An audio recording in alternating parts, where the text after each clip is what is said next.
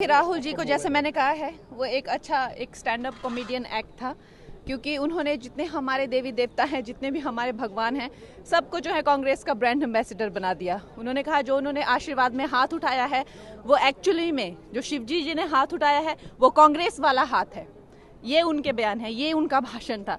तो खैर हम तो लोग हंस ही रहे थे। उन्होंने ये भी कहा कि जो अल्लाह की दुआ में हाथ उठाते वो भी कांग्रेस का हाथ है। तो आज जो भी हाथ उठाते हैं भगवान, उन्होंने सबको जो है कांग्रेस का प्रचारक बना दिया और उन्होंने कई आपत्तियां जताई। सबसे बड़ा उनका जो गिला शिकवा था प्रधानमंत्री जी से कि जब वो आते हैं, जब राजा साहब आते हैं, राजा बेटा जैसे मैं उनको बुलाती हूँ, तो वो प्रधानमंत्री जी जो है वो खड़े होकर उनको नमस्ते नहीं करते।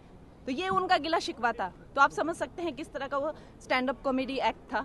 और फिर उन्होंने ये भी गिला शिकवा दिखाया कि अध्यक्ष जी पे उन्होंने जो है ये किया कि जब वो हेलो करते हैं तो हमारे प्राइम मिनिस्टर जी को वो जिस उससे करते हैं, इन राजा बेटा को वो सम्मान नहीं मिलता है। तो खैर मुझे तो लगता है कि और उनसे क्या उम्मीद की जा सकती है।